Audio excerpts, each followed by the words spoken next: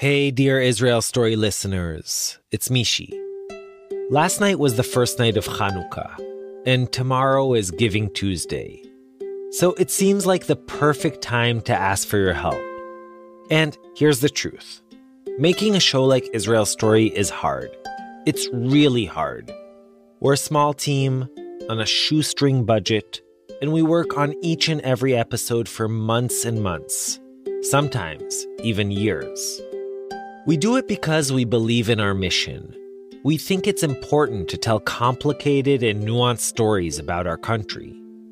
And we want to model the Israeli society we'd like to live in, one that's open-minded and pluralistic, diverse and full of curiosity, one in which we listen to each other and learn from one another, one in which there's room for people of different faiths, different beliefs, different backgrounds, different lifestyles. Our team works around the clock to produce stories that are hopefully not only meaningful and thought-provoking, but also beautiful and artistic. And we release those stories into the world for your listening pleasure. Now, podcasts have emerged as a free medium, which is great. We all have access to fabulous content all the time. But unless your show is backed by a powerful organization, or a big station, or bankrolled by wealthy donors, all of which, by the way, we are not, it's an ongoing struggle. The only way we manage to survive, the only way we're able to produce season after season, is with your support and your generosity. So I hope you'll open your hearts and make a donation to Israel Story today. If you enjoy our show, if we're part of your life, if you look forward to new episodes, and if you believe in what we do, please pitch in. Go to our site, israelstory.org, and press the Support Us button. There are a bunch of different ways to give, and what helps us most of all is if you choose to become a monthly contributor. An extremely generous donor will match the first $10,000 we receive. So if you give today, your gift will be doubled. And because we don't want to ask for your help without giving something in return, we produced a special bonus as our way of saying thank you.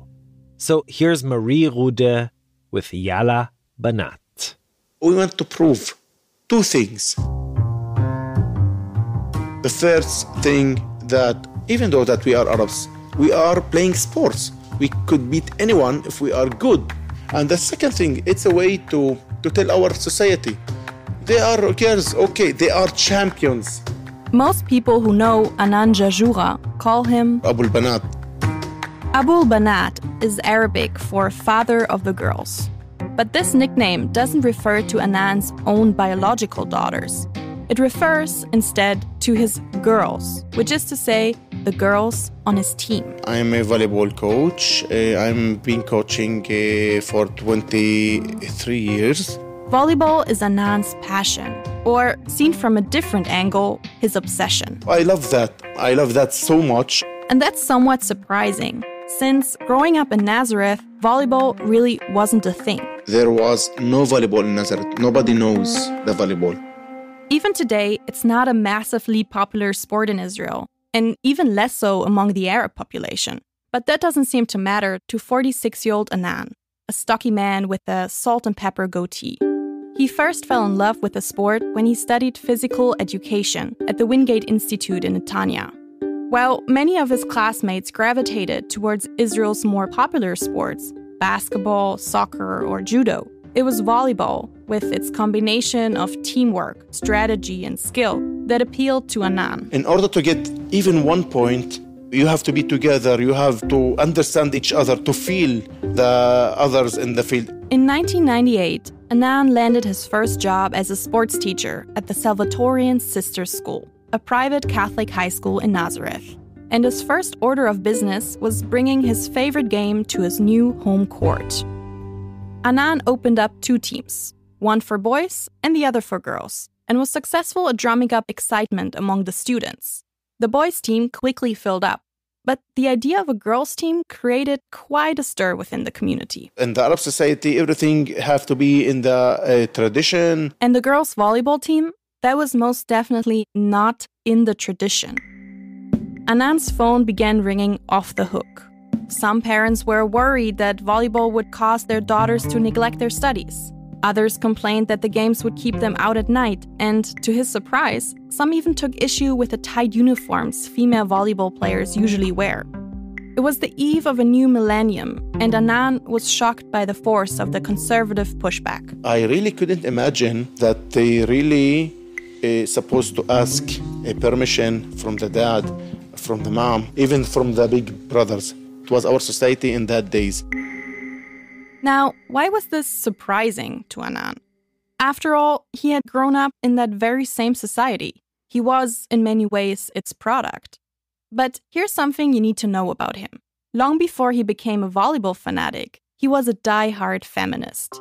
And that, he told me, is something he absorbed at home. I grew up in Nazareth in a family that really educated me to respect all of the people. I've seen that when my father was speaking, how he spoke with my mom. It's a relation of respect. Maybe from this place, I've got respect for the others and respect for the woman. So for him, the girls' volleyball team was much more than just a high school sports team. It was a way to empower Nazareth's young women and carve out a place for them to shine in the public sphere.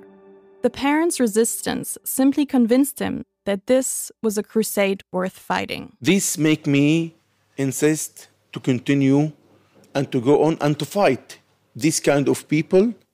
He started making the rounds. Nights and days, I went from house to house. I spoke with the mothers, with the fathers. Anan argued and sweet-talked. He explained and listened. And little by little, it seemed to work. A few weeks later, he invited all the parents to the school. He served cookies and Turkish coffee in the teacher's lounge. And then, nervous yet determined, he shared his vision. The importance of opening the team, he said, was to tell all of the people, to tell our society, let your girls be a leader. Just leave your stupid tradition. Leave the ideas, leave these stereotypes. And somehow that straight talk worked. One by one, the parents changed their minds. The parents start taking a part with me, start helping me, supporting the girls. It was really something special. Like a revolution. With the parents' blessing, Anan set out to work. He began recruiting players, such as Rwand Masala. Okay, again. To say hi or not? I'm Rwand from Nazareth.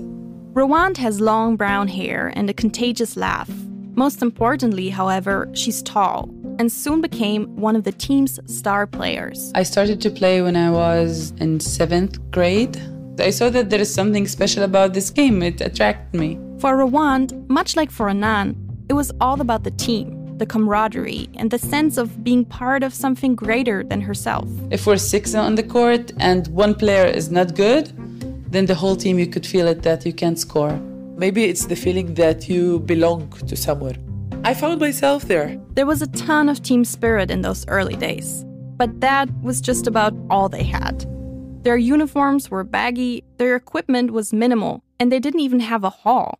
Instead, they played and practiced outside, in the school's asphalt courtyard. You know, the volleyball, like so many times you fall on the floor in order to get the ball. It was really, it hurts because it's like a schoolyard, like outside. The teams they were up against, on the other hand, represented affluent Jewish high schools, had snazzy uniforms, and practiced in professional indoor courts. They have their showers, very clean and very organized. That's Nadine Matar Zaitoun, another player on that early team. But what they lacked in resources, they made up for in Anan's enthusiasm. Though he coached both the boys and the girls' teams, the girls were his real passion. Anan believed in his girls, even when they had a hard time believing in themselves. They said, okay, for sure, they are Jewish, for sure, they will beat us. They have the stereotype. They are girls, the weakest string in the society, and they are Arabs. the weakest people in the country. It was clear to Annan that his role as coach was as much psychological as it was physical. I have to convince the girls that they are equal and they can beat anyone. And sure enough, just like every single underdog sports film you've ever seen, the scrappy girls of the Salvatorian sister school soon started winning.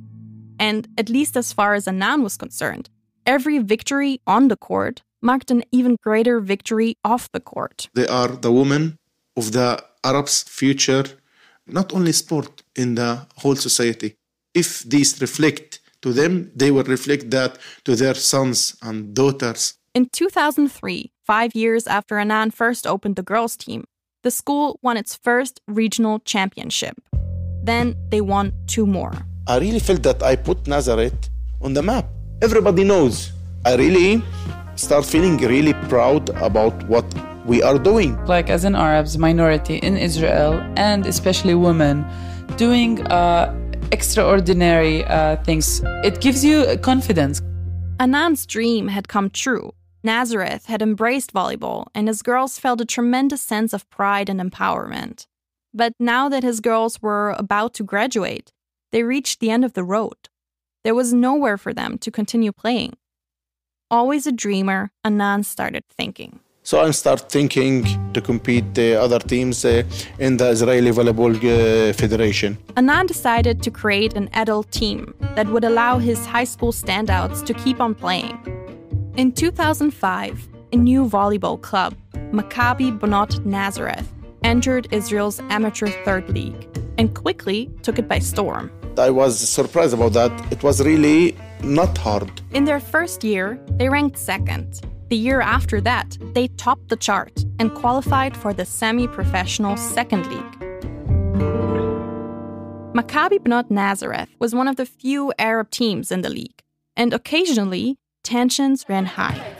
During a round of hostilities between Israel and the Hamas, Maccabi Banaat Nazareth was playing an away game against a Jewish team from the north. They were way behind, and Annan called a timeout.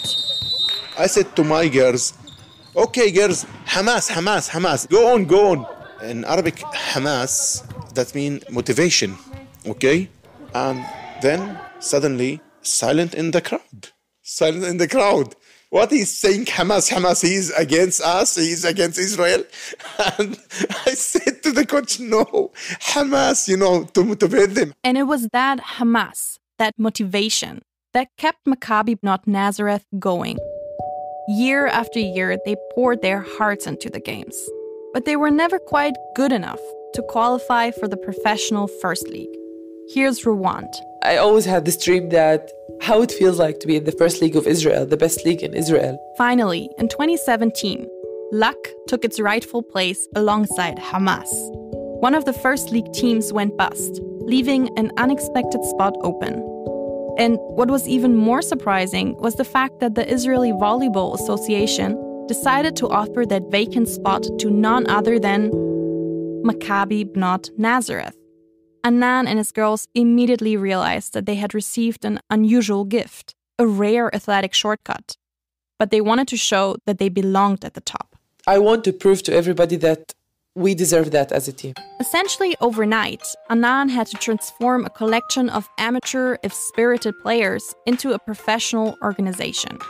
And even though he had no idea how he would come up with the money for physiotherapists, fitness coaches, and foreign players, he was not going to allow this opportunity to pass him by. The opportunity to be in the first league, it comes once a life, and I must take it. What had begun with a modest dream to open a girls' high school team had morphed into something much bigger. He was, in every possible way, making history. No Arab team at all were in that league before us. No one. So I take this chance in both hands and go to the first league. Now, in the fictional version of this story, Maccabi Banaat Nazareth becomes the Cinderella of Israeli women's volleyball, beats all odds, and shocks the nation by winning the championship. But we, folks, are in the business of documentary storytelling. And well, the truth is that it's been a rough ride, to say the least. Frustratingly, it's all a matter of resources. We don't have the same money that other clubs really have. We don't have the money.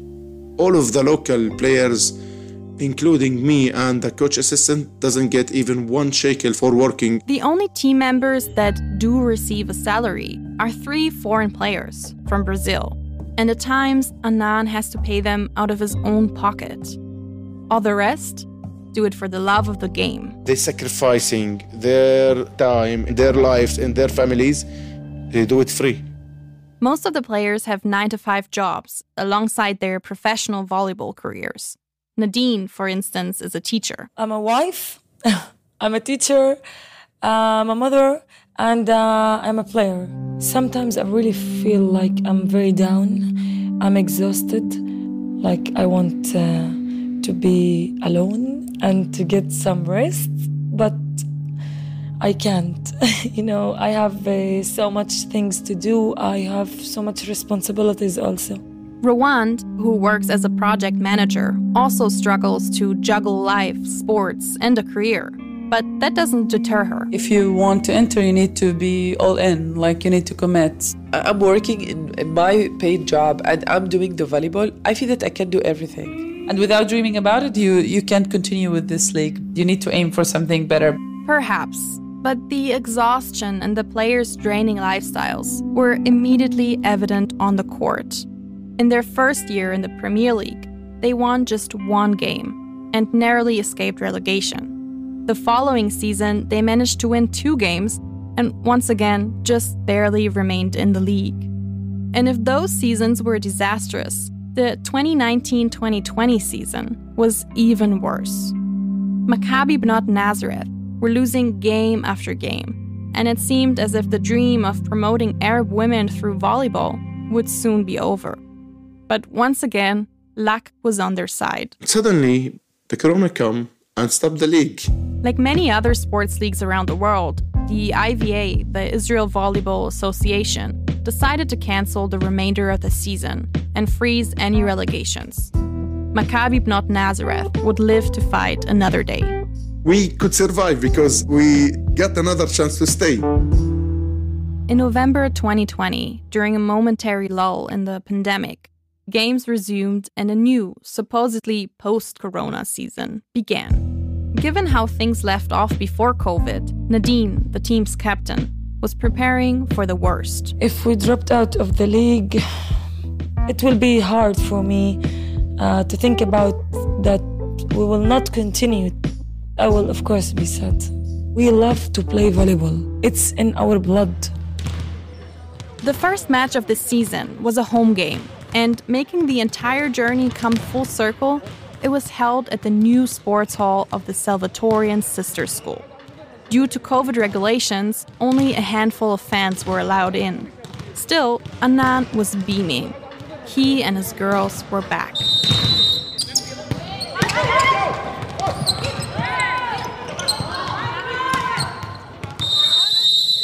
Maccabi Banaat Nazareth lost all 3 sets that evening. At the end of the game, Annan did his very best to remain positive. You know what? I'm really disappointed because we lost. But to tell you the truth, I'm really proud of what we played, even though that we lost. And I'm sure that we are going to win next week. That's for sure. That sadly didn't happen. Nazareth lost the next game too. It's unbelievable, ladies. How can we win? Please be on focus. Something I don't know. I don't know how to explain. رد فوتك عشان تفوت السيرف 7 طوره مش عشان you shout when I enter. Help me, relax a little bit. It's okay. لا, I could not relax. يلا يلا مكابي. That's it. ماشي بصفر الحكم شو بدك اسوي يعني. And then the game after that, Nadine broke her leg. And I told them, if you really love her and respect her, we must play good. Please do it for Nadine, for the team. Annan's motivational speech seemed to work. This was the twist point for our team. We were in the fight mode and we saw that we can do it. That night, Maccabi Banaat Nazareth got their first win of the season, securing a last-minute upset against Haifa, one of the strongest teams in the league. This was the result of working hard winning against Haifa.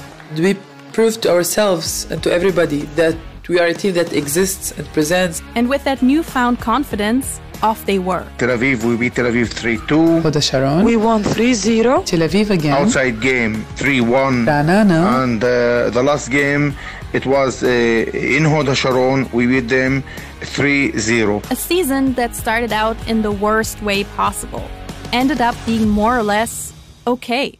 There were no championship celebrations, but no tears of relegation either. We are in the 5th place. This is a great achievement. I think it shows everybody that everybody can, and especially women, can do that. Like, don't underestimate any woman because, like, you don't know what they are able to do. And Anan, Abul Banaat, couldn't be prouder of his girls. They are in the Premier League. They are playing for Nazareth. They are playing for the Arab society. We are so proud to do that, to play, to have the motivation, to have the Hamas, okay? We have a love, and a love will succeed. Okay, we have no money, but we have a very big heart. Yalla. 1, 2, 3. Maccabi! Thank you, ladies. Thank you.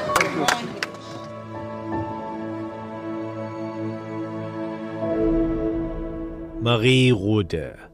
Zev Levi scored and sound designed this special. Sela Weisblum created the mix.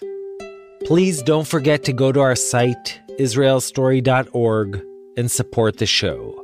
Your generosity is what makes it possible. Our staff includes Yochai Meital, Zev Levi, Yoshi Fields, Skylar Inman, Nomi Schneider, Adina Karpuch, Eli Blyer, Sharon Rappaport, and Rotem Tzin. Tanya Huyard and Matthew Littman are our wonderful production interns. Jeff Umbro and Jesse Adler from the Podglomerate, our marketing team. I'm Ishi Harman, and we'll be back next time with a brand new Israel Story episode. So till then, toda rabba, thank you, shalom shalom, and yalla bye.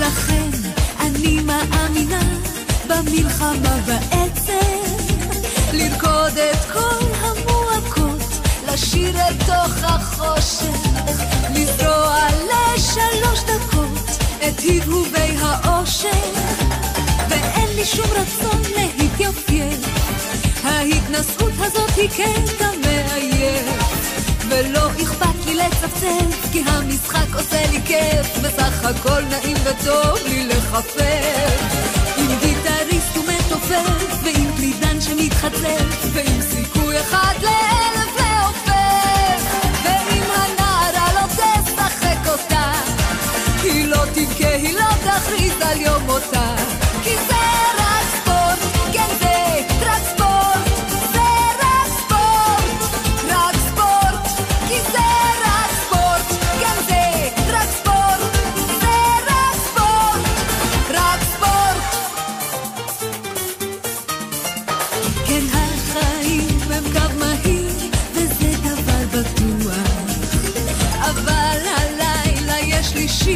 ועוד הכל פתוח נדמה לי שאצלנו כאן בארץ המובטחת אתה מבין מי שמוכן את הסיכון לקחת ואין לי שום רצון להתייפייף ההתנסות הזאת היא קטע מעייף ולא אכפת לי לצפצף כי המשחק עושה לי כיף בסך הכל נעים וטוב לי לחפף עם גיטריסט ומתופף ועם קלידן שמתחצף ועם סיכוי 1,000 לעופף ועם הנערה לא תשחק אותה היא לא תבכה, היא לא תכריז על יום מותה